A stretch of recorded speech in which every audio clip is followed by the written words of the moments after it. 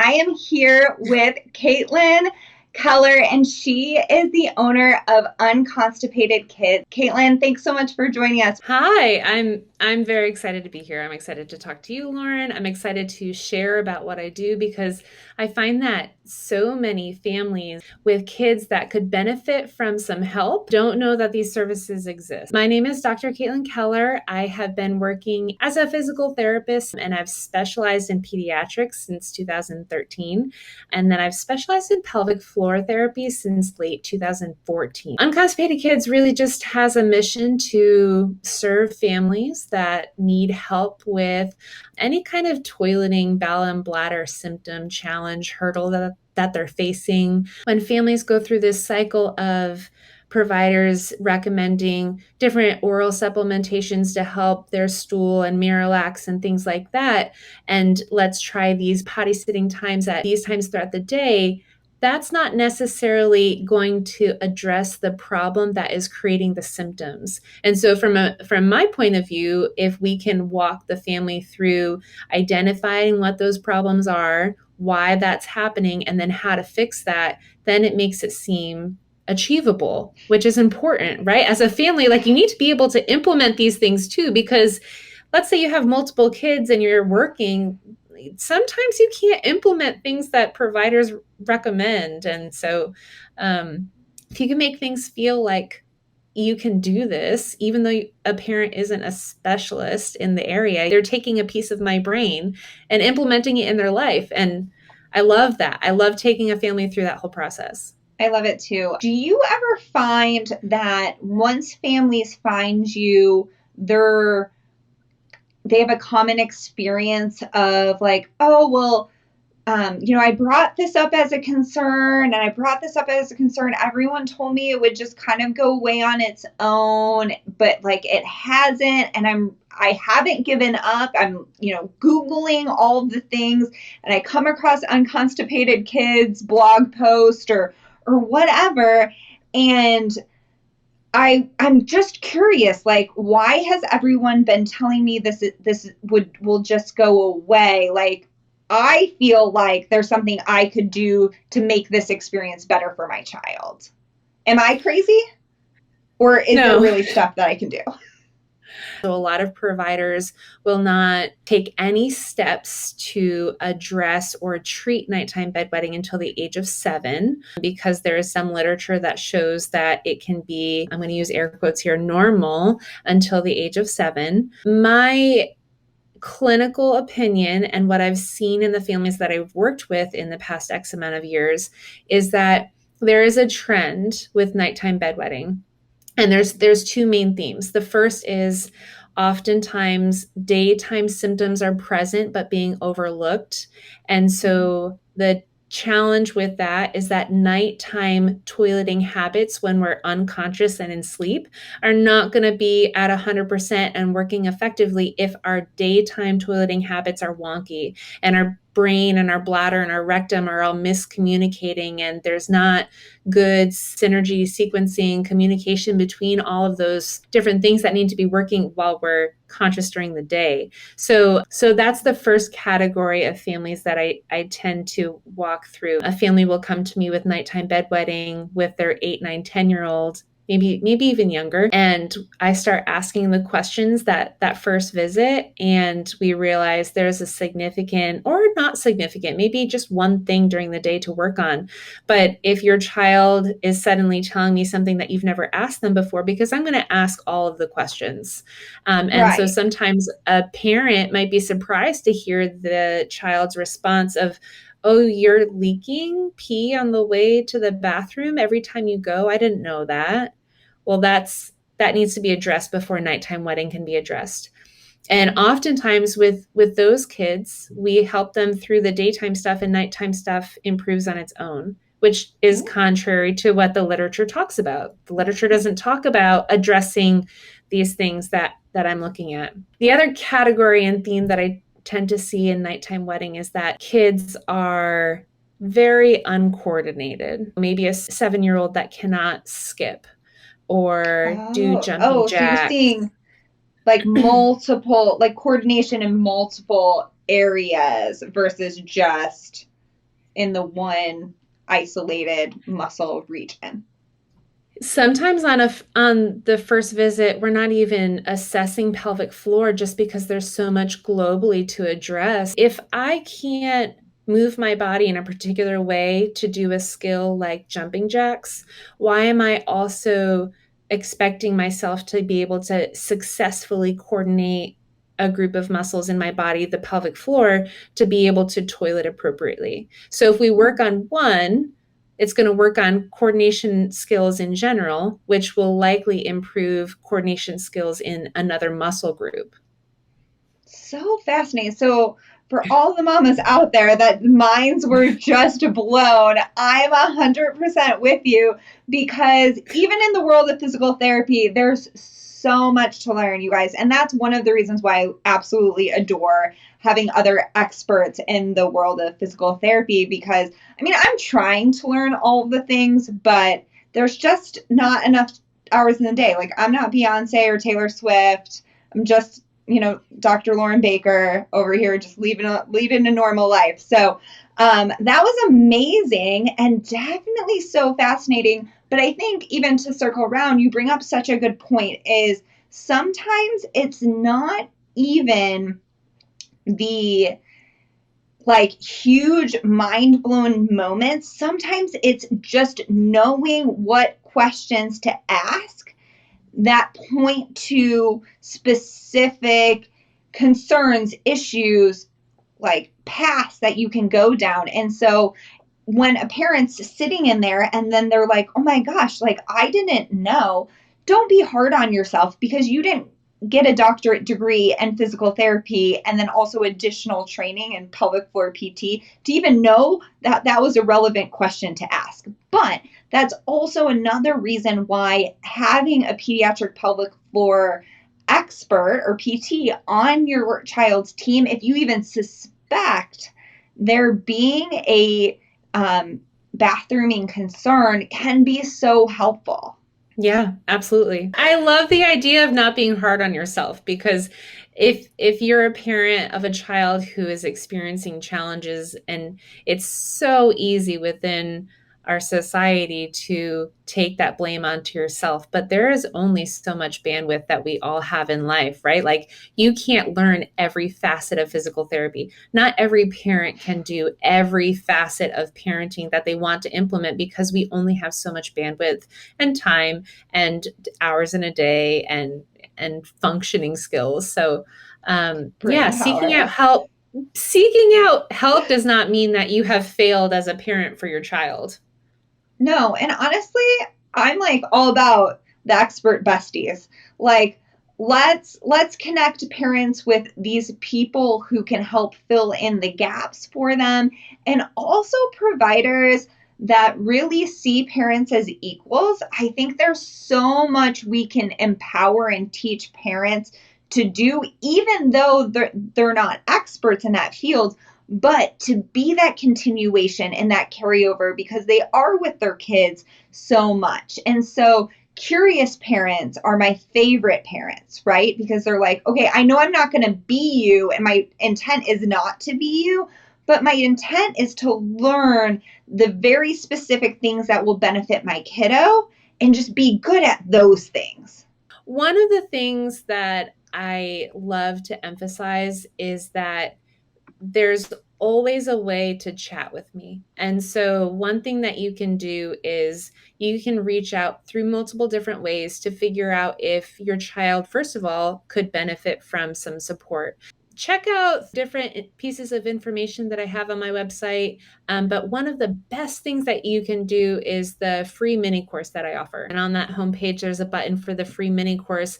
And this is a 25-minute course that goes through some basic concepts. And really what I do through this course is talk you through some acknowledgement of different symptoms, things that are often connected to an impairment that therapy services or services with unconstipated kids can help address and improve on. And so this course is just, you're thinking that maybe we could be helpful. You're not quite sure. You kind of want to hear my perspective. And so this course is a great thing to start out with. It's free, it's 25 minutes, it's not a lot of time to invest.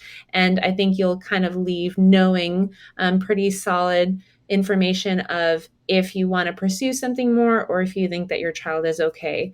And then if you decide after you take this, oh, we definitely want to reach out to Unconstipated Kids, but we're not in Houston, what do we do? So if you go back to that homepage, there's a couple of different options. So one of the options is taking one of our online courses, and that's that other orange button in the top right. So we offer different courses related to different topics. And basically what I've done is I've taken over the course of my practitioner life, my life as a physical therapist, I've taken the education that I tend to repeat to families. And so if I am sharing education to families and I find a lot of families are benefiting from that education, I've tried to pull that out and make it into a course so that it's an easier method for families that can receive instead of coming in for individual services. So there's a course specifically dedicated to bladder health. If you know that your child has no difficulties with poop, there's a course specifically related to kids that have some kind of diagnosis on the autism spectrum or have some kind of sensory differences. So that course is all about acknowledging the toileting experience with sensory changes. The SOS toileting course is one of my favorite courses because it's the biggest bang for your buck in terms of, okay, you know your child needs to improve their toileting skills. How do they do it? And so that course talks a lot about positioning and different methods that you can implement for help your child implement on the toilet that improves their mechanics and their efficiency of getting poop and pee out onto the toilet. So lots of different options with online courses. It's definitely worthwhile to just pay for a course to learn from an expert to get some of your information answered and then to be like, okay, like I actually would like a little bit more details. I have more questions. I would like things to be a little bit more specific. And so my recommendation would be to grab one of the online courses or in total honesty, grab one of these bundles because, let's get the deal. And even if you don't think your kid has bowel issues, if they have bladder issues, oftentimes they're tied together. So it'd be good to know exactly what you need to know as far as like a checklist or questions to ask in order to rule that out.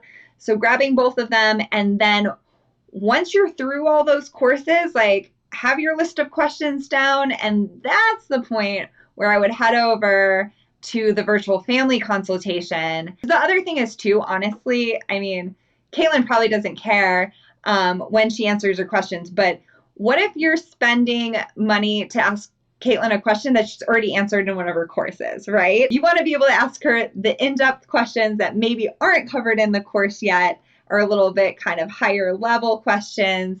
Definitely make sure you get your bang for your buck in maybe the easiest way possible or the most maximized way possible. What do you think about that, Caitlin? Is that good advice for the folks of YouTube? Yes, I call that the fine-tuning approach. You take the course, you get a lot of general information, and then you figure out, okay, what is left regarding my specific family and child, and how do I get through these specific hurdles that are still remaining? And then you can do the virtual coaching to help fine-tune your situation after you've already worked through a majority of the challenges that you had prior to taking the course. But I do know that as a parent, as a family member, sometimes finding the time to really dig out the time to invest into an online course can be challenging. Our YouTube channel, there are lots of different pieces of education and exercises and things that might be helpful. And so through that virtual coaching session, we're going to really guide you about maybe which of these YouTube videos are going to be most helpful, which of these strategies are going to be most helpful and why, and you knowing what the steps are, what the goals are. And I want to talk just for a minute because I love this. One of the things that I stress to family members is that we want to take your child through small, achievable goals. And so what I mean by that is if your child is 4 years old, has never pooped on the potty, and is only using their pull-up, we're not going to say, okay, in 3 months, your child is going to be pooping on the potty and independently initiating and not using a pull-up anymore, and tell your child that. That's a huge goal. That is a huge jump. And so one thing that I like to focus on is small achievable goals. So that might mean that they're going to tolerate sitting on the toilet, not necessarily have any kind of specific output, but they achieved the goal of they sat on the toilet for 3 minutes and they were calm and they worked through some belly breathing, and that was great. And so then the Well, child feels successful, and then that snowballs their motivation to continue to participate, and it snowballs their self-worth through the process, which I think is really important as well. well, and I love what you bring up there because I think sometimes as providers, we really sometimes get ahead of ourselves, or we're not always educating the families on the little steps. So we're not always taking the families along with us on the journey.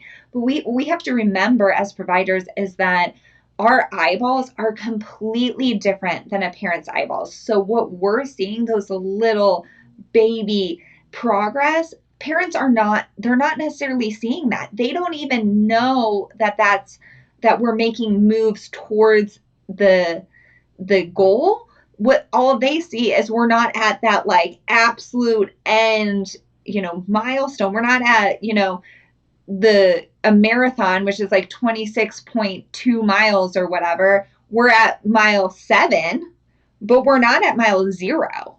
And so always like bringing up those little baby steps, and also making that whole journey of physical therapy more of a gentle, achievable, relaxed experience versus like, oh, your kid just isn't here yet. We're still not here yet. We're still not here yet. No, like, let's as providers remember that, to bring the parents along on the journey and to actively point out those huge, huge baby steps, but still like are just game changing for the kiddo. And even point them out to the kiddo, like, did you just see what you did?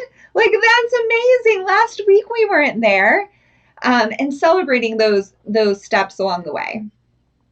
The funnest part of that whole piece is when it's surprising to the family member. So when you say, hey, do you remember when you had to actively think about this step all the time and you were stressed out about thinking about this all the time, and now it's coming second nature to your family, to your child, to you. Nobody's having to think about it anymore. And then they're surprised, holy moly, we did do that. We accomplished Yeah. that. And I love that. If toileting is a concern, like, that can take over a family's life.